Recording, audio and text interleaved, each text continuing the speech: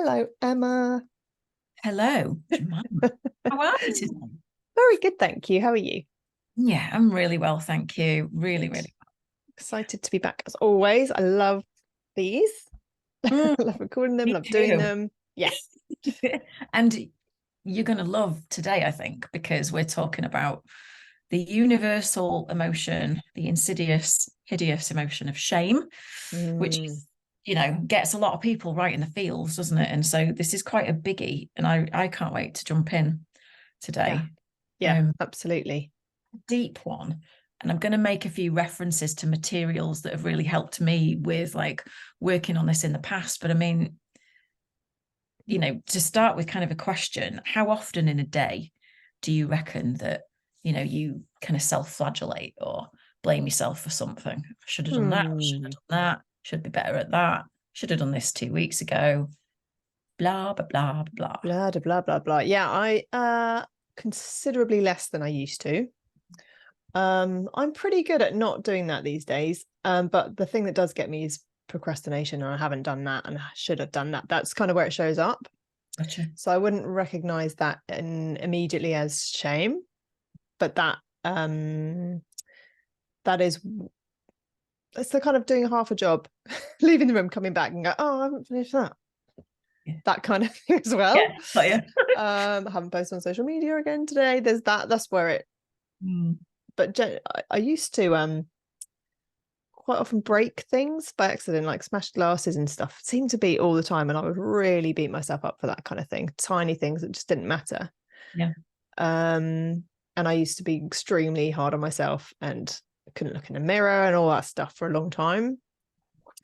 Don't have any of that anymore. So Marvelous. yeah, And it's amazing, isn't it? The difference when you have cleared a lot of that and yeah. thinking to the days when you were impacted by it. Mm. Can you remember what the world was like for you from that place? I was very scared most of the time. I was highly anxious. I spent a lot of time kind of having an escape route wherever I was. Nobody Yeah. would have known because I was always kind of social butterfly running. If we went to a party, I'd be the one helping or very drunk. Basically, that's how I coped with it, or both. um, so I don't know if outwardly I'm any different. It's quite interesting, but I was very, very tense inside. Like my stomach was always, I had always had butterflies, and yeah, I very avoidant of situations that were difficult. Yeah. That's kind of my default would be to run away, to hide. Yeah.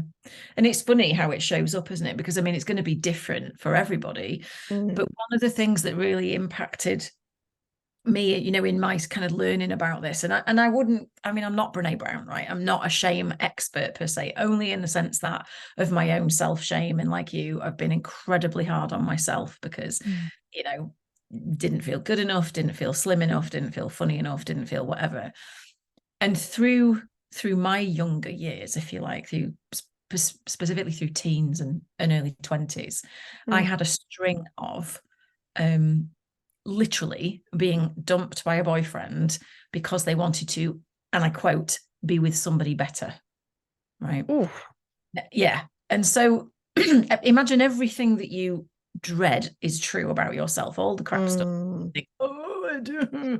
And then somebody going, yeah, it is true. And I It want to be is, yeah. better than Oh, you. It's hideous. But if you wind it back, like where shame comes from is all of these what we call hot stove moments when we're little. mm, So well-meaning parents who are trying to keep us safe or whatever. Have you ever had it where you may have been told when you were little, don't you dare?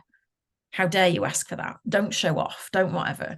And they call it in psychology a hot stove moment because it's akin to touching a hot stove and kind of burning yourself and being mm, like, oh, that's not safe. I can't.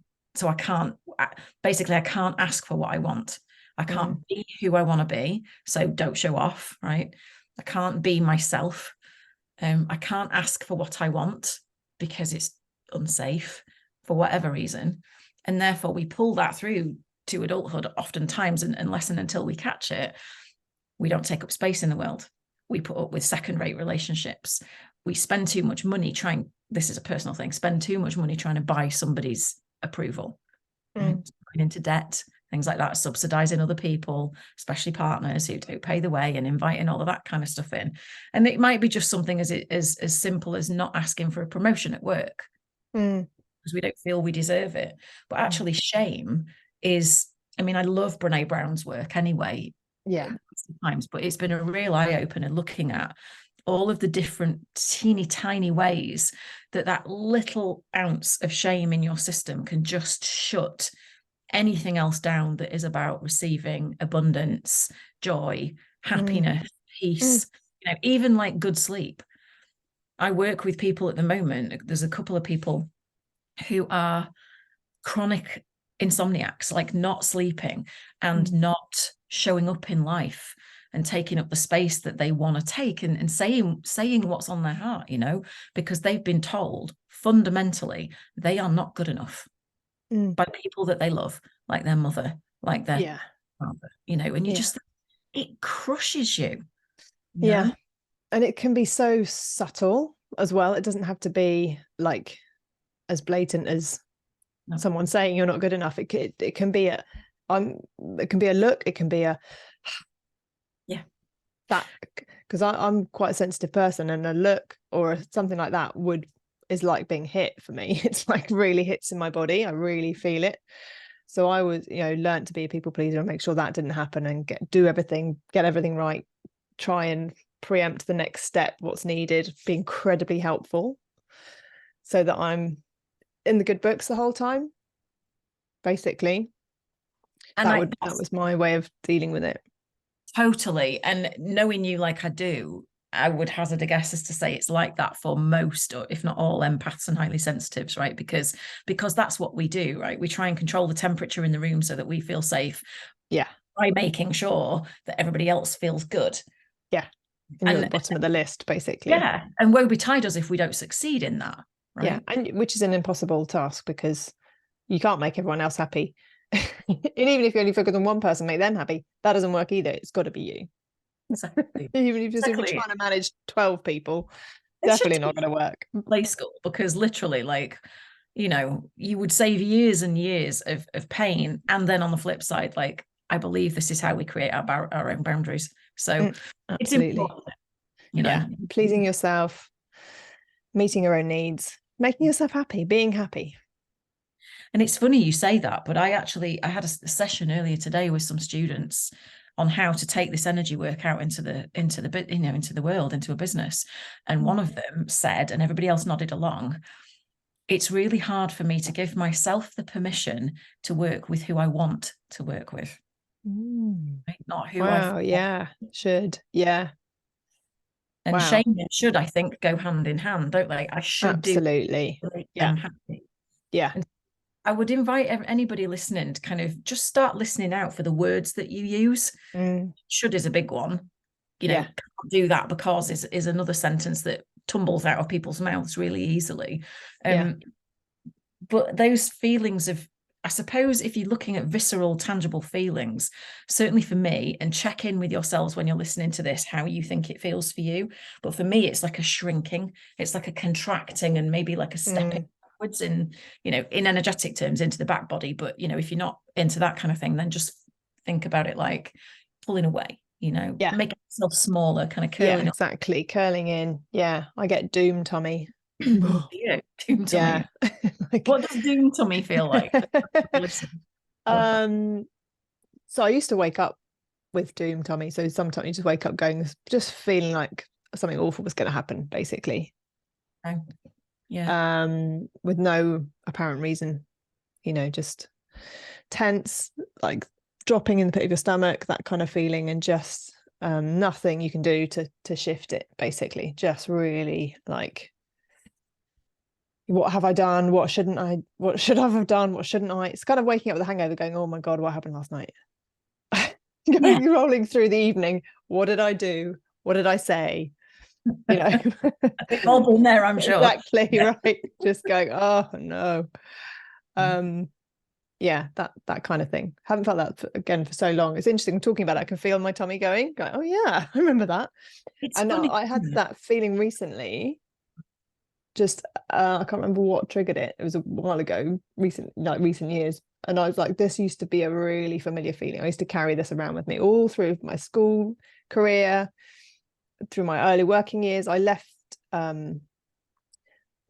sort of full-time employment and became self-employed in 2000 because I couldn't really handle the work environment. That was a big driver. And I set up an art business with a friend of mine, had a great time. Like we had a ball, didn't make any money, but we had a great time.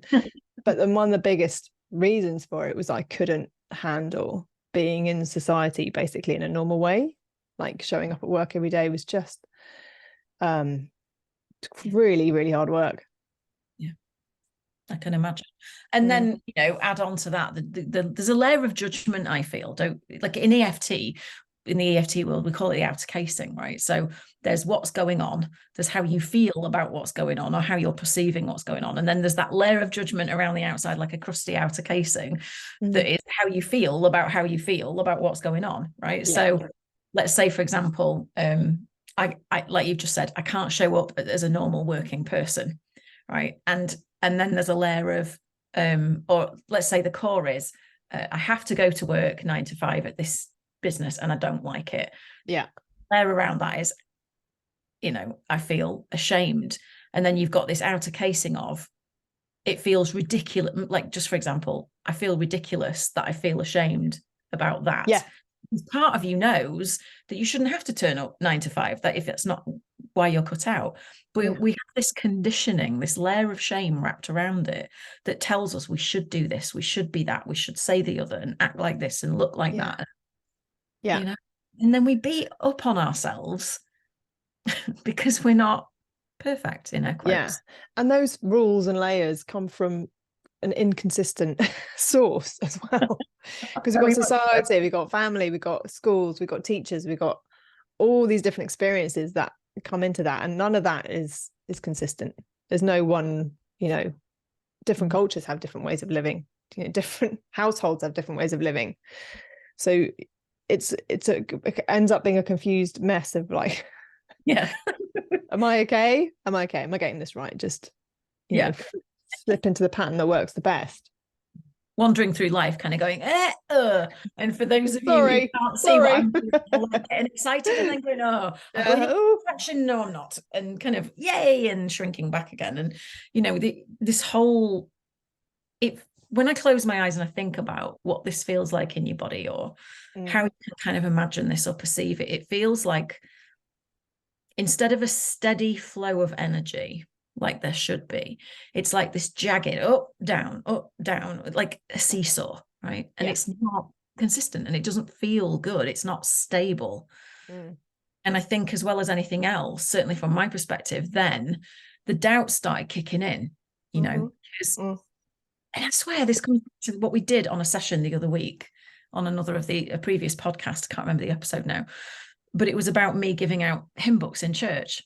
Do you remember when I was little? Yeah. And that moment, I swear to goodness, and it's not even a big deal. And I think about it now, and you can't see me, but I'm smiling because Jemima has sorted it for me, which is amazing. But at the time, sorted it for you. Yes, you helped me sort it. I did.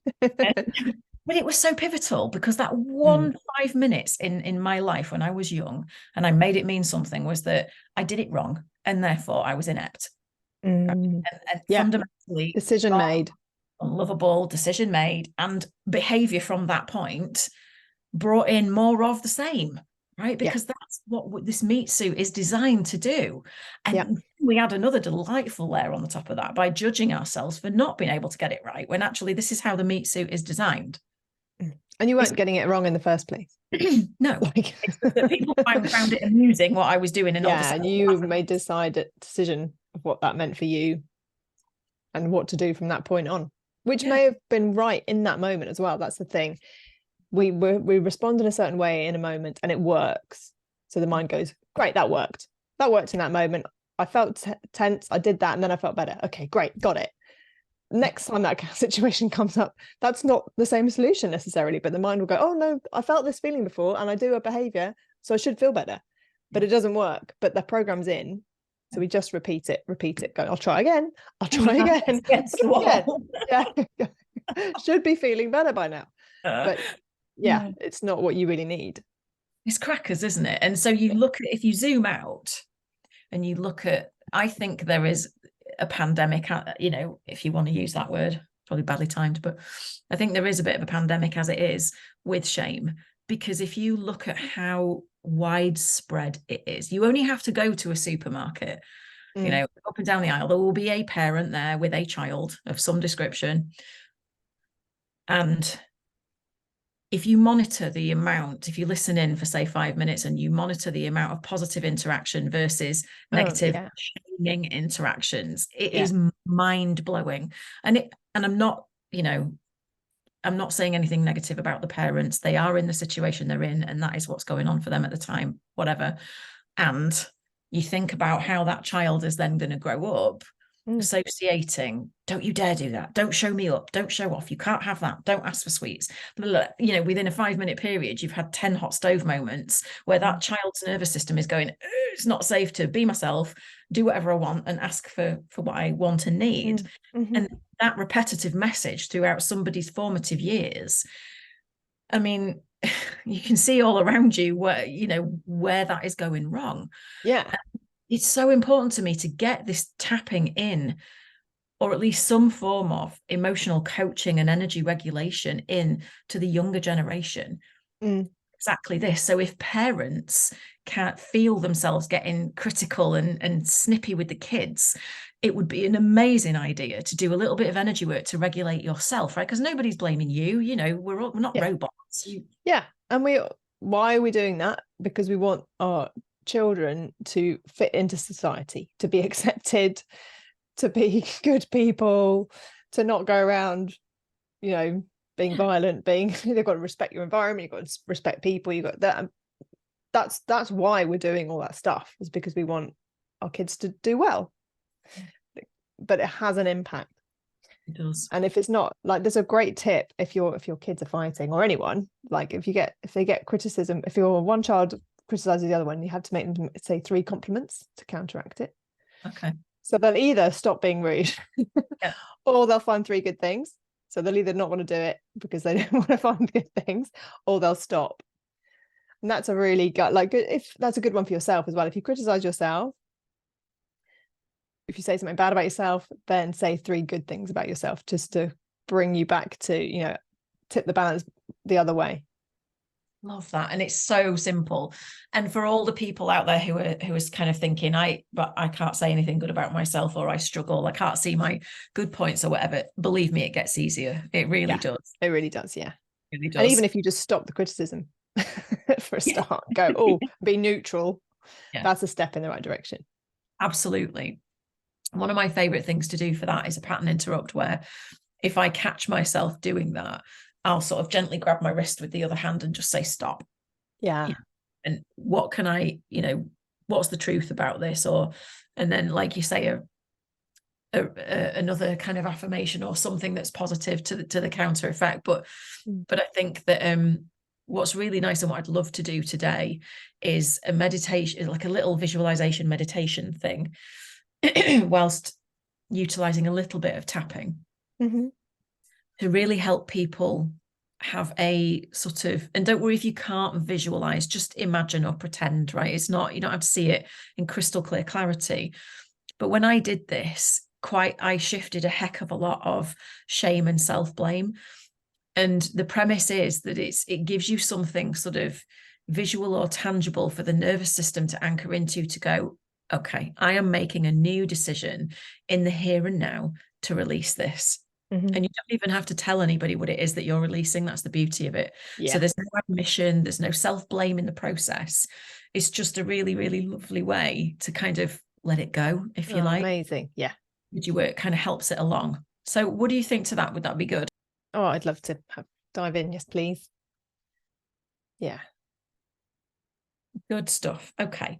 So if everybody listening wants to join in, what I will invite you to do is get comfortable so that you can get your feet flat on the floor, and just get comfy in the chair. Just getting herself ready. I am. Just And in then the height of my chair because my feet were too high. Lovely. And then just maybe have a little wiggle side to side and just settle into the chair. Just feel the weight of your body and feel, feel the contact. Yeah.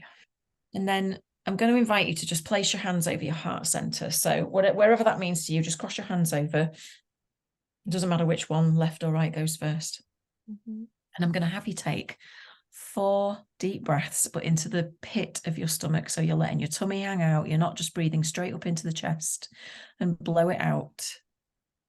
So either sigh it out or blow it, whichever, but through your mouth.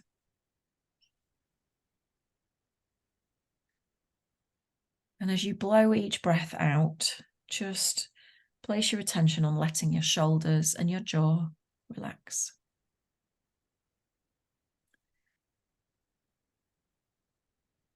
Feeling some of the tension just leaving your body.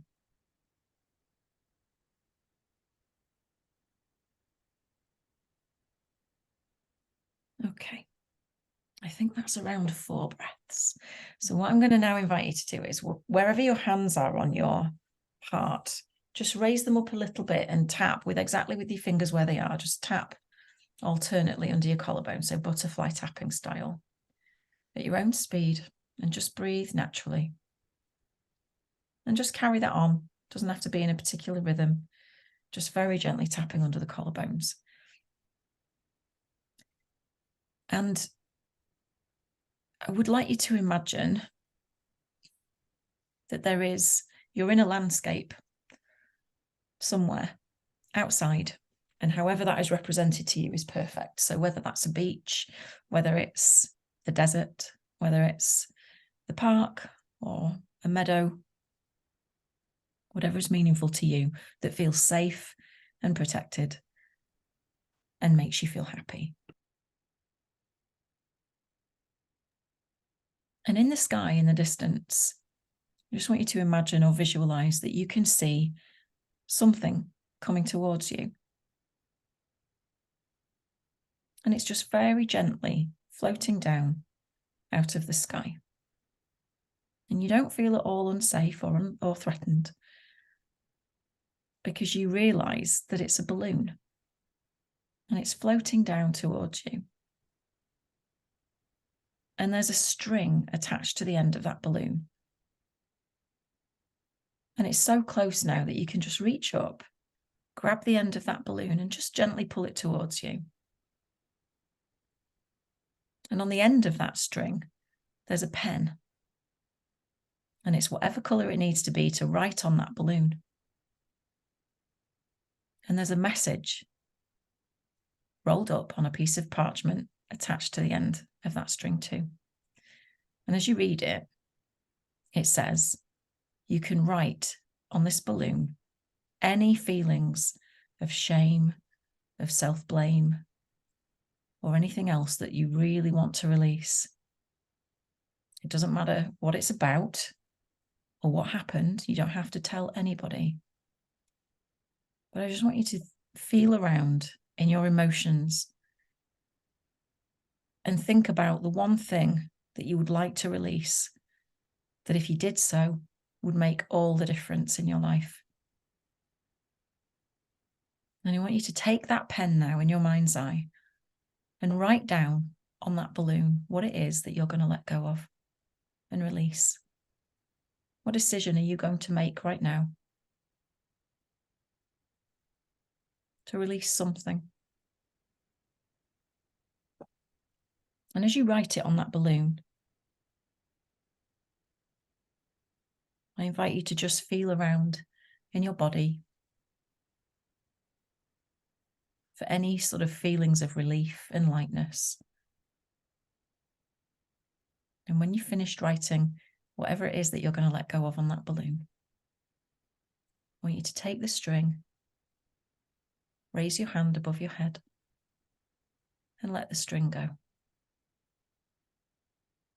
And then I want you to carry on tapping, just butterfly tapping, while you watch that balloon just gently raise up into the air.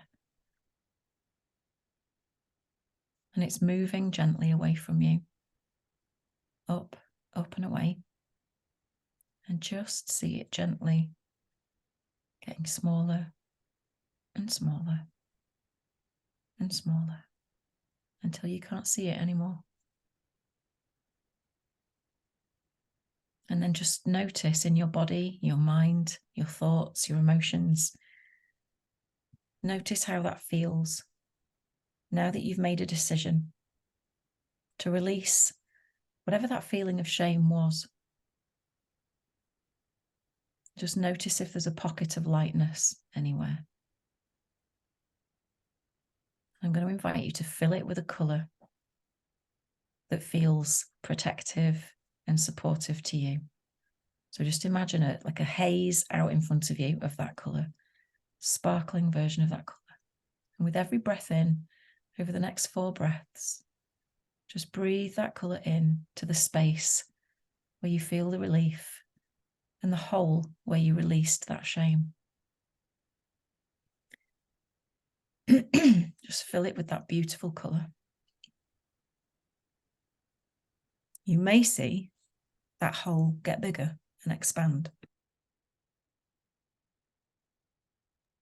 So you're filling your system with more and more of the protective, beautiful, loving colour.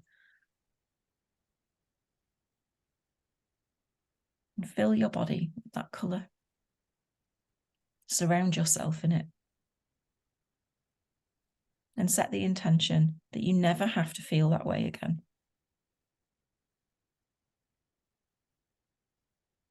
And as you look up into the sky one last time to see if that balloon is there, you just see a tiny glimmer in the distance, a little flash, and then it's gone. And you know that you've made a decision to release that for the final time. And you can gently stop tapping, and you can start to wiggle your toes, pedal your feet back and forth on the floor. Take a nice deep breath up into the chest this time. Hold your shoulders back a little, chin up a little. And then at any time you're ready, you can just open your eyes and come back to me. Mm. Mm.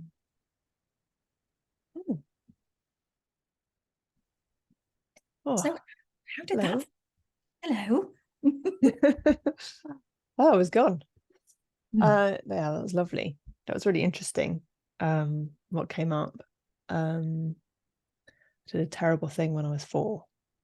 Okay. And I told my sister all her birthday presents. Because I said to her, do you want to know what you're getting for your birthday? She went, yeah. So I went, oh, well, you're getting this and this and this and this. And I told her everything that she was going to get. And she burst into tears. And I got into trouble. And that has been a pivotal moment of so many aspects. I've been to that memory a lot of times. It's affected so many things. And today it came up. And the belief I wrote on the balloon was I accidentally hurt people. Oh, wow. Yeah. And I hadn't ever got to that level before because my intention was to make her happy. And I spoiled everything.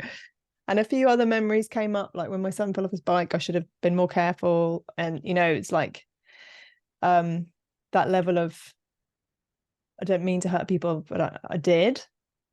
And it was kind of working through while all that was happening. So part of me was off with the balloon and the other part was just kind of processing it and going, well, it's okay to make mistakes and you learn from it. And my intention was good. And I've spoken to my sister. She's fine with it. She's forgiven me. It's like you can let that go. But the devastation at causing hurt has been a real theme around people pleasing through my life. Just cannot upset people because I know what it feels like to be hurt and it's awful. And if I cause that in someone else, that is unforgivable. Interesting, isn't it, what comes up? Yeah. And something as simple as writing it on an external object. Yeah. Then kind of floats away. The whole thing of protective distancing in energy work and therapy anyway is really beneficial. So what we've basically done is given everybody listening who's done it and yourself the opportunity to voice it silently, if you like. Yeah. access it gently and then safely distance from it and kind of release it in a way that, you know, you don't have to declare it to the world. You don't have to tell it. But it's really important as well for people to know that it's really important to bring this into the conscious mind in order to release it, because the unconscious knows everything, holds all of it. And once you have the awareness and you bring it into the conscious mind, like if I knew I had that belief before, I would have gone, oh, well, that's, you know, I would have dealt with it. Yeah. And until it's in your conscious mind, you can't do all the work to release it. Yeah. So it's and being able to do it in that really safe way, because you could put anything onto that balloon, and you don't have to tell anyone, you don't have to share it, you can just bring it out, write it on, let it go, and just see what's left, what's next. Yeah, that's it. And you can rinse and repeat that exercise as many times as you want. So you could even visualize like 3 balloons coming down, or what, it doesn't matter, just do the same thing over and over again. But what interests me is, if I heard you right, you said that particular belief did not come up until you did this. Yeah. And I've done a lot of work on that moment. So, doesn't it, that when you engage the visualization, so when we're doing that, the reason I love it is because it's the left and right of the brain coming together. And when you bring the left and right hemispheres of the brain together, not only do you can access your creativity and your logic at the same time, you can access all your subconscious and unconscious mind, but you also reconsolidate memories, because trauma, like, realizing that you'd hurt your sister by telling her everything that she was getting for Christmas, bless your heart, it stays, doesn't it, as a memory and as a fragmented memory. And when frozen in time, that's it, the left and the right, it reconsolidates that memory, which means it puts the parts in the right order. It reminds you actually what really did happen, because oftentimes we get it skewed because trauma fragments a memory. So you're putting it back in the right, let's put it this way, you're putting it back in the right part of the filing cabinet, closing the drawer, going, right, done. It's something that happened, it's a long time ago. And interestingly, I've gone very cold. I'm now really cold. So there's a physical reaction, and that's, there are all sorts of reactions that can happen, aren't there, after an emotional and mental change. The body shifts. There is a physical change in the cells in the body. We are connected, body, mind, spirit. They reflect each other. So again, just like some people might yawn, you might cry, that is a response, that is a change. But yeah, I've just realized I'm like freezing. Which is a really good shift to have, basically. I love that. For me, it's itchy. I get itchy and yawny. Those are my 2 things. So I could do with a nana nap right about now, but because I kind of did it with you, I saw my own balloon, but you're sort of straddled between leading it and doing it yourself. And doing it, exactly. But yeah, you just made a really, really important distinction there. So I think it's really important for people to, to know that it's okay to bring it to mind. And when you do things like that, like we've just done, you don't have to talk about it, but it does mean that your conscious mind will make sense of it, so that you can just kind of let it go without without and things like that, I think, can be brought in at so many different points in society, schools, workplaces, doctors, dentists, whatever, to harness this beautiful meat suit that we've got that is literally designed to lead us where we need to go. But actually 90% of the time, the sat nav is going to Edinburgh via Birmingham from Scunthorpe. So it's crazy the way it works. So thank you for that. Thank you. That was great. And it just reminds me of a session I did with a client once, and they had a memory. It was like, what do you want to clear? It's like, I can't even tell you. I'm so ashamed. I can't tell you what it is. And we did some processing, we did some tapping, we didn't know what it was. And then afterwards, she was able to say, well, I can now tell you what it was. And it was such a minor thing, it was not a big deal. Like, I don't know what to share or not. It was like she'd knocked something off a shelf. Right. And it it didn't break, but it was a precious thing. It was that kind of thing. It was like the worst case didn't happen, and there would be something earlier than that is feeding into that memory. So there's that to consider, because shame comes up in that memory when you're 27. Clear that one, trace that back to when you were 5 months old and you knocked over some milk. Do you know what I mean? That's the kind of thing. The level of shame you feel at 27 is what you felt at 5. And at 5, it's absolutely devastating because Yes. like it is the end of the world. Yeah. That's how bad it feels. And the feeling is the same now. So which is why people can go, I don't know why I feel like this. It's not relevant to the situation, but that's why, because it's been fed from earlier on. Because the inner child is driving, isn't it? Yeah, exactly. In those moments of taking over and going, oh, listen to me. Here's all my shame. We just try and swallow it or avoid it or do something else. It's really important to presence that cold thing as well, because in the clients that I've worked with and the students that I've trained, what I tend to find is they get a cold experience when something's reverberated back along the timeline. So when you're talking about things coming like ancestral or very early on in life, even in utero, right? You know, it ripples. When we do energy work, it ripples, it goes forward. So if you've got children, it will impact them, and it can go back, right? So it will go back to lifetimes or your family generation, whatever. And when we've always done, especially ancestral clearing, I always get ice cold. And I mean, my hands are cool as a rule anyway, but I'm talking ice cold, like nothing else, like icy. I've just had them in the snow. It's like you need to have a hot bath to get back to temperature. It feels like your core temperature is dropping, and that is the change in the in your I can't think of the word now, in your nervous state, basically. Absolutely. Yeah. So have a think about all these things. You know, if you're listening to this thinking, I really struggle with shame and I beat myself up a lot, I'm really hard on myself, I people please a lot, then it might be worth looking into it with a practitioner. If that's one of us, great. If it's not, great. You know, we're here if you need us, but please have a think about working with somebody on that, simply because, you know, when you release that stuff and really do release it, life just gets so much better. It really does. Yeah, it really does. And you can go back and listen to that again, the visualization. It also might be an idea to actually physically write things down and throw them away or burn them safely. You know, on hand. Exactly. Because the unconscious mind loves patterns and rituals and symbols. So if you're kind of writing down what you don't want and moving it out of your life, that's a very clear signal to your unconscious mind, to that younger child version of you. But you can do that, as you say, as many times as you want to. Go back and visualize that and write different things on the balloons and like just keep doing it, keep going. I love that. And maybe we should do something about, you know, a little bit more about inner child in the future at some point. It's something that strikes fear into the heart and they go, I don't want to do inner child. But actually, it doesn't have to be uncomfortable. It really isn't. So maybe we'll do that a little bit in the future. Yeah, absolutely. Oh, well, that was amazing. Thank you. Really, I was really interested to see where it went. And then when I went back to that, I was like, oh, this one again. Blimey. No. Some gifts just keep on giving. I know, yeah, right.